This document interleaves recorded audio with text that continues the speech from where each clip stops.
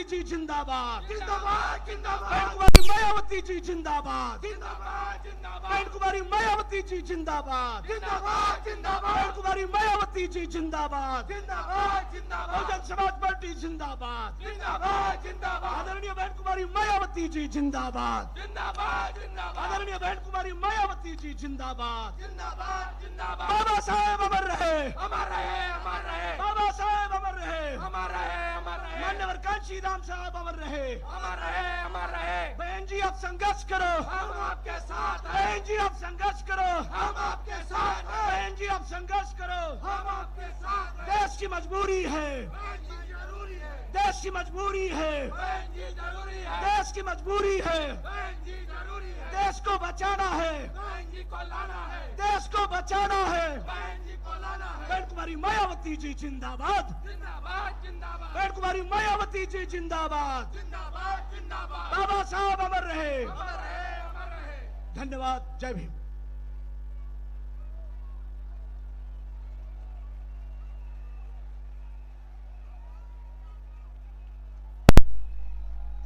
आज नागपुर की सरजमी पर देश में सामाजिक क्रांति की मसीहा मान सम्मान व स्वाभिमान की प्रतीक बहुजन समाज पार्टी की राष्ट्रीय अध्यक्ष, देश के सबसे बड़े सूबे उत्तर प्रदेश की 4 बार मुख्यमंत्री रही, पूर्व सांसद आदरणीय बहन जी हम सबके बीच में नागपुर के प्रत्याशी श्री योगेश लांजेवार जी, रामटेक लोकसभा के प्रत्याशी श्री संदीप मेश्राम जी, गोंदिया भंडारा लोकसभा के प्रत्याशी श्री कुंभलकर जी, गढ़चिरौली लोकसभा के प्रत्याशी श्री योगेश नामदेव जी, चंद्रपुर लोकसभा प्रत्याशी श्री राजेंद्र रामटिके जी, यावतमल लोकसभा प्रत्याशी श्री हरि बाबू राठौड़ जी, नांदेड़ लोकसभा प्रत्याशी श्री पांडुरंग राम जी, अमरावती लोकसभा प्रत्याशी संजय गाडगे जी, वर्धा लोकसभा प्रत्याशी श्री मोहन रैकवार जी, बुल्ढाना लोकसभा प्रत्याशी श्री गौतम किसान मांगड़े जी, हिंगोली लोकसभा प्रत्याशी श्री गजानन रुडाबा जी ढोल जी, अकोला लोकसभा प्रत्याशी श्री काशी नाम दमोरे जी, परभनी लोकसभा प्रत्याशी आलमगीर जी के साथ साथ समस्त महाराष्ट्र प्रदेश के प्रत्याशियों के समर्थन में आज चुनावी जनसभा को संबोधित करेंगी। आप सभी लोग आदरणीय बहन जी का जोरदार तालियों के साथ में स्वागत व अभिनंदन करेंगे।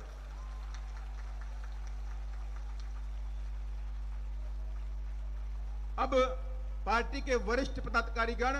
आदरणीय बहन जी को तथागत गौतम बुद्ध की प्रतिमा भेंट कर स्वागत व अभिनंदन करेंगे।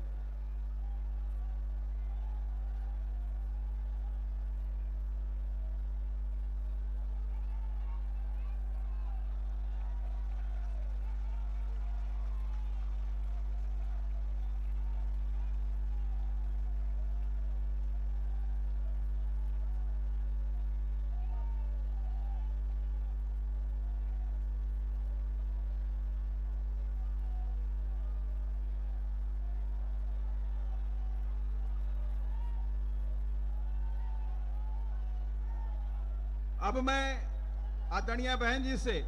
विनम्र आग्रह करता हूं कि आप अपने ख्यालात रखें। आदरणीय बहन जी।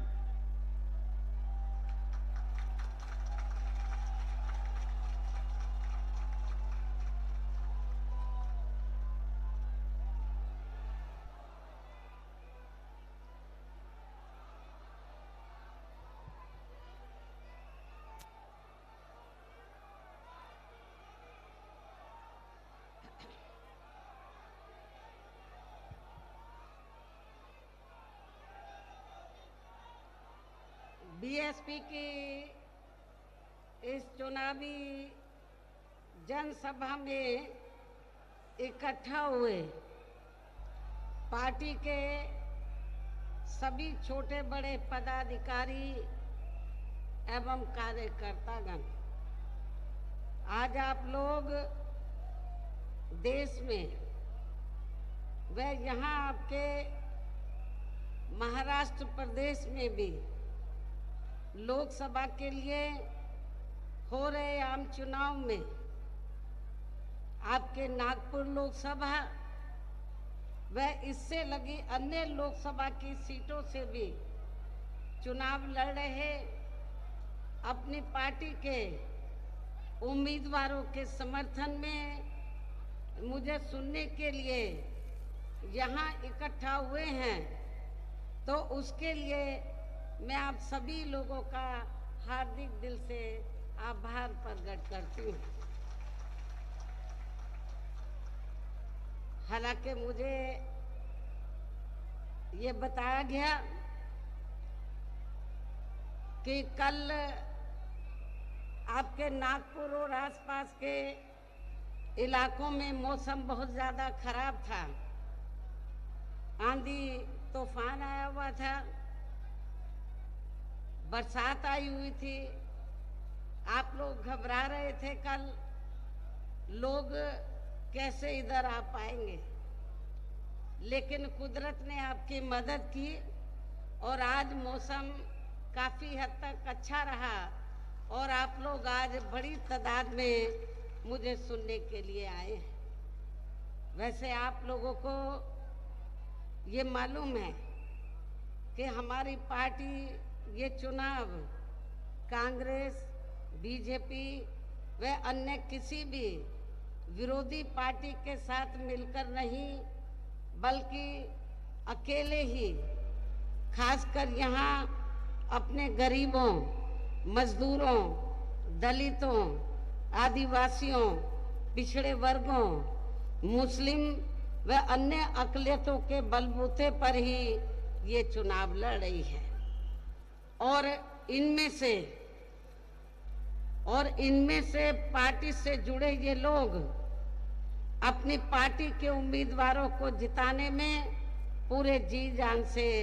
लगे हुए हैं। हालांकि आज आपके यहाँ इकट्ठा हुई अपार भीड़, खराब मौसम होने के बावजूद भी यहाँ इकट्ठा हुई अपार भीड़, वह भीड़ के जबरदस्त जोश को भी देखकर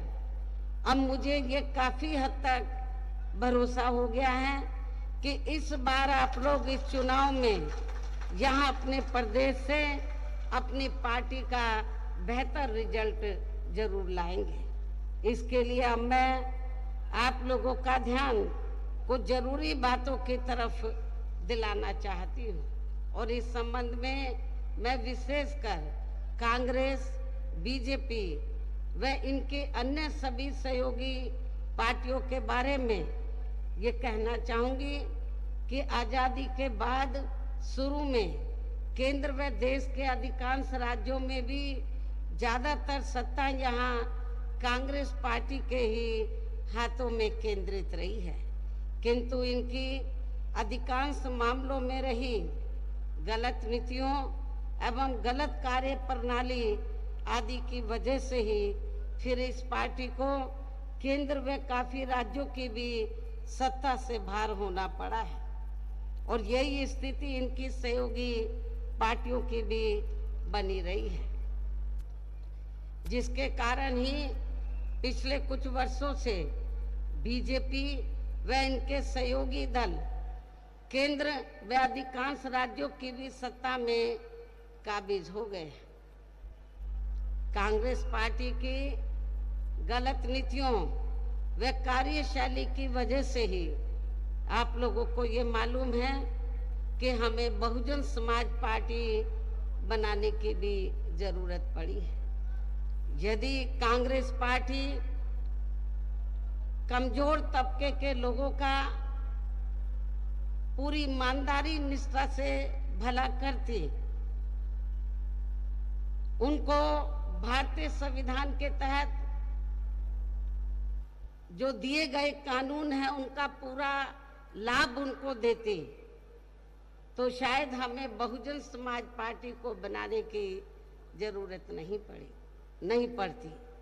लेकिन बीएसपी को बनाने की जरूरत इसलिए पड़ी क्योंकि कांग्रेस पार्टी की कथनी करने में काफी अंतर रहा है। आप लोगों को ये भी मालूम है कि आप लोग कांग्रेस पार्टी के राज में काफी लंबे अरसे तक ये संघर्ष करते रहे कि बाबा साहब डॉक्टर अंबेडकर को भारत रत्न की उपाधि से सम्मानित किया जाना चाहिए, लेकिन कांग्रेस पार्टी ने बाबा साहब डॉक्टर अंबेडकर को अपने जीते जी उनको भारत रत्न की उपाधि से सम्मानित नहीं किया। और इतना ही नहीं, इनके कारवां को, मूवमेंट को आगे बढ़ाने वाले, बाबा साहब के देहांत के बाद इनके कारवां को, मूवमेंट को आगे बढ़ाने वाले मान्यवर श्री कांशीराम जी की जब डेथ हुई, मृत्यु हुई, तो तब सेंटर में कांग्रेस पार्टी पावर में थी। तो सेंटर में कांग्रेस पार्टी ने एक दिन का भी मान्यवर श्री कांशीराम जी के सम्मान में राष्ट्रीय शोक डिक्लेयर नहीं किया था। इतना ही नहीं, बाबा साहब डॉक्टर अंबेडकर के अथक प्रयासों से अति पिछड़े वर्ग के लोगों को, जो मंडल कमीशन की जो रिपोर्ट आई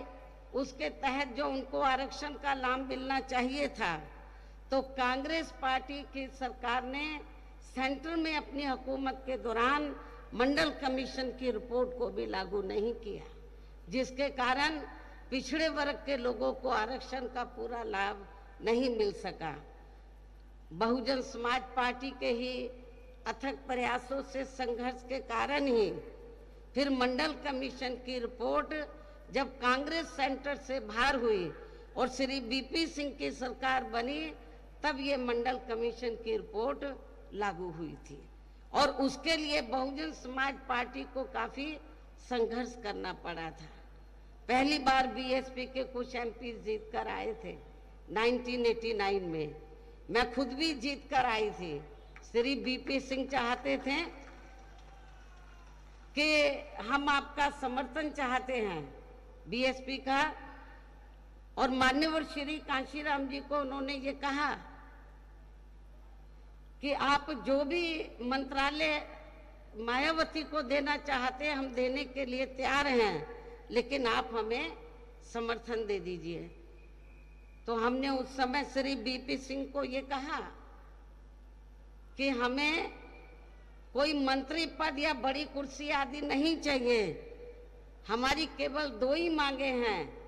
परम पूज्य बाबा साहब डॉक्टर अंबेडकर को भारत रत्न की उपाधि से सम्मानित करना और मंडल कमीशन की रिपोर्ट लागू करना। हमने बड़ी कुर्सी ठुकरा दी, लेकिन हमने दलितों के सम्मान में और पिछड़ों के अधिकारों को ध्यान में रखकर हमने कहा कि हम समर्थन देंगे, हमारी ये दोनों मांगे मान लो। श्री बीपी सिंह की सरकार ने उस समय हमारी ये दोनों मांगे मान ली और हमने उनको समर्थन दे दिया। कहने का तात्पर्य ये है कि बीएसपी के अथक प्रयासों से ही तो बाबा साहब डॉक्टर अंबेडकर को उनको भारत रत्न की उपाधि से सम्मानित किया गया और मंडल कमीशन की रिपोर्ट लागू की गई। और कांग्रेस पार्टी की इस किस्म की जो मानसिकता थी, जो गलत नीतियां थी, गलत कार्यशैली थी, जातिवादी जो मानसिकता थी, तो उसके कारण फिर ये पार्टी धीरे धीरे केंद्र व ज्यादातर राज्यों की सत्ता से बाहर हो गई और हमें भी फिर बीएसपी बनाने की जरूरत पड़ी। और जिसके कारण ही फिर पिछले कुछ वर्षों से बीजेपी व इनके सहयोगी दल केंद्र व अधिकांश राज्यों की भी सत्ता में काबिज हो गए और अब इनकी भी ज्यादातर जातिवादी, पूंजीवादी, संकीर्ण, सांप्रदायिक व द्वेषपूर्ण नीतियों एवं कार्य प्रणाली आदि से तथा इनकी कथनी व करनी में भी काफी अंतर होने की वजह से ऐसा लगता है कि इस बार ये पार्टी भी, यानी कि भारतीय जनता पार्टी भी केंद्र की सत्ता में आसानी से आने वाली नहीं है, बशर्ते यदि ये चुनाव इस बार फ्री एंड फेयर होता है तथा आम चर्चा के मुताबिक वोटिंग मशीनों में भी कोई गड़बड़ी आदि नहीं की जाती है। और वैसे भी इस बार चुनाव में इनकी कोई भी पुरानी व नई चल रही नाटकबाजी, जुमलेबाजी व गारंटी आदि काम में आने वाली नहीं है। क्योंकि अब देश की जनता काफी हद तक इस बात को समझ चुकी है कि इनकी पार्टी ने अब तक देश के विशेषकर गरीबों, कमजोर तबकों, मध्यम वर्गीय एवं अन्य मेहनतकश लोगों को जो इन्हें अच्छे दिन दिखाने के असंख्य प्रलोभन भरे वायदे किए हैं तथा इनको हवाई व कागजी गारंटी भी काफी दी है, तो उनका जमीनी हकीकत में अभी तक भी इन्होंने लगभग 1/4 हिस्सा भी कार्य पूरा नहीं किया है, बल्कि इसके स्थान पर इनका ज्यादातर समय व ताकत भी यहाँ इनके अपने चहेते रहे बड़े बड़े पूंजीपतियों एवं धन्ना सेठों को ही ज्यादा से ज्यादा माला माल व धनवान आदि बनाने में ही तथा इन्हें हर स्तर पर छूट देने व बचाने में ही लगी रही है, जिनके अधिकांश आर्थिक सहयोग से ही ये पार्टी व अन्य पार्टियां भी अपना संगठन चलाती हैं तथा चुनाव आदि भी लड़ाती हैं, जिसका काफी हद तक खुलासा माननीय सुप्रीम कोर्ट की सख्ती से बॉन्ड की आई रिपोर्ट से भी हो जाता है तथा जिसमें यानी कि बॉन्ड के जरिए धनवानों से पैसा लेने का अपनी पार्टी के बारे में कहीं पर भी कोई जिक्र नहीं है। हमारी पार्टी ने एक भी पैसा बॉन्ड के जरिए किसी भी पूंजीपति और धन्ना सेठ से नहीं लिया है। इसके साथ ही कांग्रेस पार्टी की तरह ही बीजेपी ने भी केंद्र की तमाम सरकारी जांच एजेंसियों का ज्यादातर राजनीतिकरण ही कर दिया है, जिसकी देश में यह आम चर्चा भी है। इसके अलावा देश के किसान वर्ग भी वर्तमान बीजेपी की सरकार में शुरू से ही अपनी विभिन्न समस्याओं को लेकर काफी ज्यादा दुखी व परेशान रहे हैं और अभी भी है, जबकि यूपी में 4 बार हमारी पार्टी की रही सरकार ने इनके हितों का भी हर स्तर पर विशेष ध्यान रखा है। इतना ही नहीं बल्कि केंद्र में पूर्व की रही कांग्रेसी सरकार की तरह ही वर्तमान भाजपा सरकार में भी इनकी जातिवादी, हीन, सांप्रदायिक एवं पूंजीवादी सोच व नीतियों के चलते ही पूरे देश में सर्व समाज में से खासकर गरीबों, दलितों, आदिवासियों, पिछड़े वर्गों, मुस्लिम व अन्य धार्मिक अल्पसंख्यक समाज के लोगों का भी पूर्ण रूप से विकास व उत्थान आदि नहीं हो सका है। और इस संदर्भ में वैसे आप लोगों को ये मालूम है कि पूरे देश में यहाँ दलितों, आदिवासियों एवं अन्य पिछड़े वर्गों का सरकारी नौकरियों में वर्षों से अधूरा पड़ा आरक्षण का कोटा भी अभी तक पूरा नहीं भरा गया है। विशेषकर एससी व एसटी वर्गों के सरकारी कर्मचारियों का पदोन्नति में आरक्षण तो अब काफी हद तक प्रभावहीन ही बना दिया गया है। साथ ही केंद्र व राज्यों में भी विरोधी पार्टियों की रही सरकारों में इन सभी वर्गों को प्राइवेट सेक्टर में आरक्षण दिए जाने की व्यवस्था किए बिना ही इनकी सरकारों के ज्यादातर सरकारी कार्य अब प्राइवेट सेक्टर के जरिए ही इनके बड़े बड़े पूंजीपतियों व धन्ना सेठों आदि को ये दिए जाने के कारण अब इन वर्गों को पूरे देश में आरक्षण का बहुत कम ही लाभ मिल पा रहा है। इसी प्रकार इनका अन्य और मामलों में भी शोषण व उत्पीड़न आदि होना अभी तक भी बंद नहीं हुआ है। इनके साथ साथ मुस्लिम व अन्य धार्मिक अल्पसंख्यक समाज के लोगों की भी हालत अब हर स्तर पर यहाँ काफी ज्यादा खराब व दयनीय ही बनी हुई है, जिसका काफी कुछ खुलासा सच्चर कमेटी की रिपोर्ट में भी किया गया है। इतना ही नहीं बल्कि पिछले कुछ वर्षों से केंद्र व अधिकांश राज्यों में भी बीजेपी व आरएसएस की सरकारों के चलते अब इनका विकास एवं उत्थान आदि होना भी काफी हद तक बंदशाई हो गया है। आए दिन इन पर खासकर धर्म की आड़ में हो रही जुर्म जाति भी यहाँ काफी ज्यादा चरम सीमा पर पहुंच चुकी है। इनके साथ साथ अपर कास्ट समाज में से विशेषकर गरीब लोगों की भी हालत हमें कोई खास अच्छी नजर नहीं आती है। इनकी गलत कृषि नीतियों के कारण किसान वर्ग भी आए दिन आंदोलित ही रहता है। साथ ही इनकी गलत आर्थिक नीतियों की वजह से देश की अर्थव्यवस्था पर भी इसका काफी बुरा प्रभाव पड़ रहा है, जिससे यहाँ विशेषकर छोटे एवं मध्यम वर्गीय व्यापारी वर्ग भी काफी ज्यादा, और अब केंद्र में पूर्व की रही सरकारों की तरह ही वर्तमान भाजपा सरकार में भी यहाँ पूरे देश में गरीबी, बेरोजगारी एवं महंगाई आदि भी लगातार काफी ज्यादा बढ़ रही है। देश में हर स्तर पर फैला भ्रष्टाचार भी अभी तक कोई खास खत्म नहीं हुआ है। इनके अलावा केंद्र की वर्तमान भाजपा सरकार में भी अपने देश की सीमाएं अभी तक भी पूरे तौर से सुरक्षित नहीं है। ऐसे में अब आप लोगों को देश में हो रहे लोकसभा चुनाव में कांग्रेस, बीजेपी व इनकी सहयोगी पार्टियों को भी केंद्र की सत्ता में आने से जरूर रोकना है, जिनकी नीतियों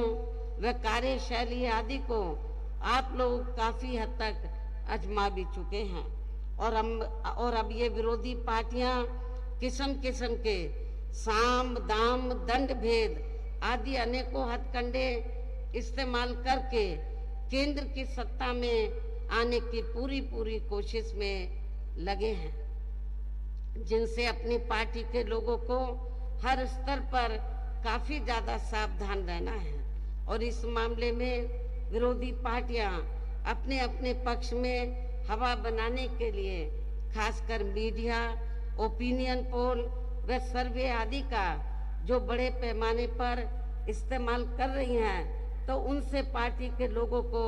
बिल्कुल भी गुमराह नहीं होना है। इसके साथ ही विरोधी पार्टियों के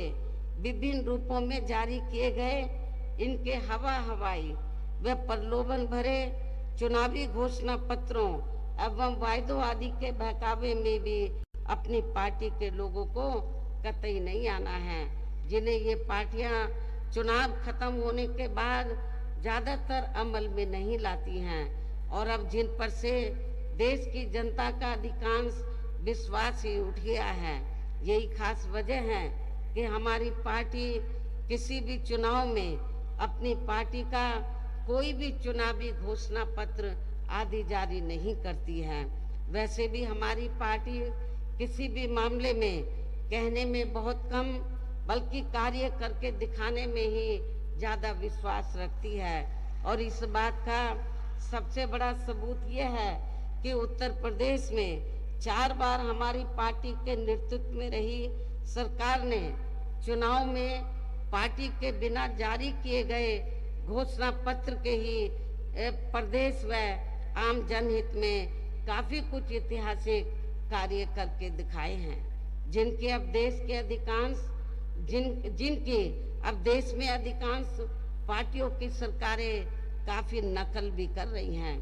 जबकि इस मामले में हमारी पार्टी का ये कहना है कि यदि इन पार्टियों के स्थान पर केंद्र में हमें अपनी पार्टी की सरकार बनाने का मौका मिलता है, तो तब फिर हमारी पार्टी की बनी सरकार केंद्र में यहाँ अब तक रही सभी विरोधी पार्टियों की सरकारों की तरह केवल यहाँ हवाई व कागजी कार्य आदि नहीं करेगी, बल्कि उत्तर प्रदेश की तरह ही जमीनी हकीकत में ठोस कार्य करके दिखाएगी। और इस संदर्भ में खासकर मैं ये कहना चाहूंगी, केंद्र द्वारा देश में पिछले कुछ समय से अति गरीब परिवारों को अस्थायी तौर पर फ्री में जो थोड़ी सी खाद्य सामग्री दी जा रही है, तो उससे इनका स्थायी तौर पर भला होने वाला नहीं है। वैसे भी इनकी ये जटिल समस्या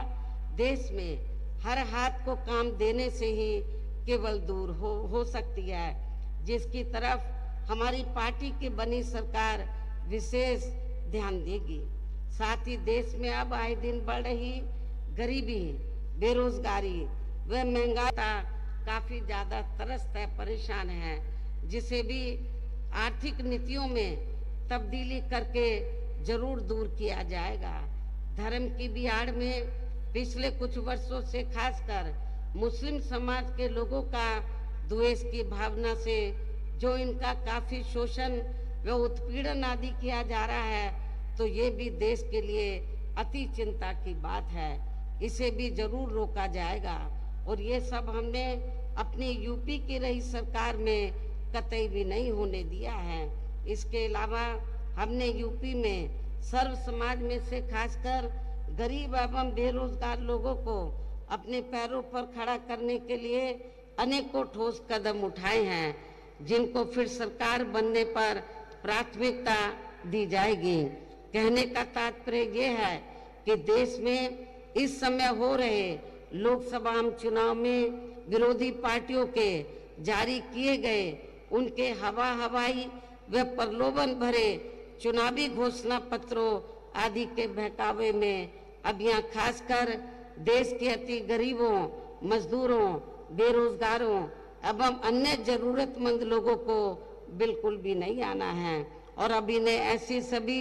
विरोधी पार्टियों को हर हालत में केंद्र की सत्ता में आने से जरूर रोकना है, जिनकी कथनी व करनी में भी काफी अंतर रहा है, शुरू से ही काफी अंतर रहा है, तथा जिन्हें ये लोग बरसों से आजमा भी चुके हैं। ऐसी स्थिति में अब मेरा यही कहना है कि आप लोगों को अपने खुद के व अपने प्रदेश एवं देश के भी हित में अपने वोटों को यहाँ कांग्रेस, बीजेपी व अन्य सभी विरोधी पार्टियों को न देकर केवल अपनी एकमात्र हितैषी पार्टी बहुजन समाज पार्टी को ही देना है, जो ये पार्टी उत्तर प्रदेश की तरह ही केंद्र में भी अपनी पार्टी की सरकार बनने पर फिर पूरे देश में अपनी पार्टी की सर्वजन हिताय व सर्वजन सुखाय की नीतियों पर आधारित इस सरकार चलाएगी। इसके साथ साथ केंद्र से जुड़ी आपके क्षेत्र की जो भी यहाँ स्थानीय समस्याएं होंगी तो उन्हें भी फिर दूर किया जाएगा। साथ ही यहाँ गरीबों, मजदूरों, बेरोजगारों, कर्मचारियों, किसानों, छोटे व्यापारियों एवं अन्य मेहनतकश लोगों के हितों का भी विशेष ध्यान रखा जाएगा। समाज में खासकर दलितों, आदिवासियों, पिछड़े वर्गों, मुस्लिम व अन्य धार्मिक अल्पसंख्यक समाज के लोगों के विकास व उत्थान के साथ साथ हर स्तर पर इनकी सुरक्षा आदि के लिए भी प्रभावी कदम उठाए जाएंगे। तभी फिर यहाँ वास्तव में अपने देश के महान संतों, गुरुओं व महापुरुषों में भी विशेषकर महात्मा ज्योतिबा फूले, श्री छत्रपति शाहू जी महाराज, श्री नारायण गुरु, बाबा साहब डॉक्टर भीमराव अंबेडकर एवं मान्यवर श्री कांशीराम जी आदि का अधूरा रहा सपना जरूर साकार हो सकता है, जिनको यूपी में हमारी पार्टी की रही सरकार द्वारा हर स्तर पर पूरा आदर सम्मान भी दिया गया है। इन्हीं खास बातों के साथ ही अब मेरी आप लोगों से यही पुरजोर अपील है कि हमारी पार्टी ने आपके नागपुर व इससे लगी अन्य लोकसभा की सीटों से भी अर्थात पूरे महाराष्ट्र से जिनको भी चुनाव के मैदान में उतारा है, जो यहाँ आपके सामने मंच पर मौजूद भी हैं, तो उन्हें आपको जरूर कामयाब बनाना है। जिनको कामयाब बनाने के लिए यहाँ सेंटर एवं स्टेट के कोऑर्डिनेटर तथा स्टेट अध्यक्ष एवं आपके महाराष्ट्र स्टेट के अध्यक्ष व स्टेट की पूरी कमेटी और यहाँ के जोन एवं अन्य सभी स्तर की कमेटी के पदाधिकारी जिनको जिताने में पूरे जी जान से लगे हैं। और इसके लिए अब पार्टी के लोगों को वोट वोट, और इसके लिए अब पार्टी के लोगों को वोट वाले दिन यहाँ बीएसपी के अपने सभी लोकसभा प्रत्याशियों को अपनी पार्टी के हाथी चुनाव चिन्ह के सामने वाले बटन को दबाकर अवश्य ही जिताना है। और इसके लिए अब आप लोगों को वोट पड़ने वाले दिन यहाँ बीएसपी के अपने सभी लोकसभा उम्मीदवारों को पार्टी के हाथी चुनाव चिन्ह के सामने वाले बटन को दबा के इनको जरूर जिताना है, कामयाब बनाना है। इसकी मैं पुनः आपसे अपील करती हूँ। और इस संबंध में यहाँ मैं ये भी कहना चाहूँगी कि आप लोगों को वोट पड़ने वाले दिन सबसे पहले सुबह उठते ही व समय से अपने अपने पोलिंग बूथों पर अपना वोट डालने के लिए जरूर जाना है। इसके बाद ही तब फिर आपको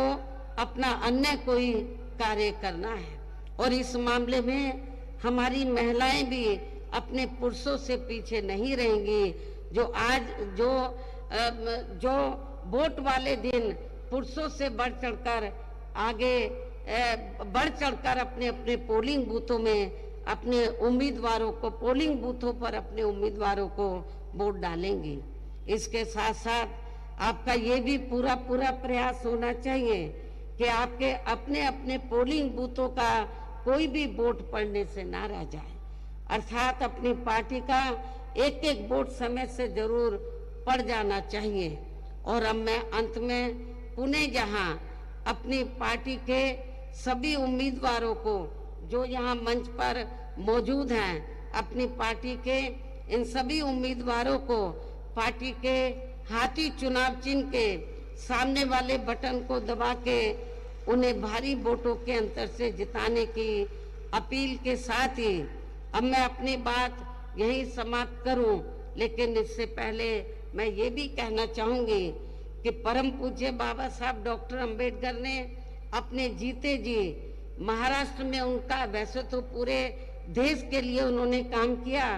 लेकिन महाराष्ट्र में खासकर जो ये उनकी कर्म भूमि रही है, तो बाबा साहब डॉक्टर अंबेडकर ने पूरा प्रयास किया था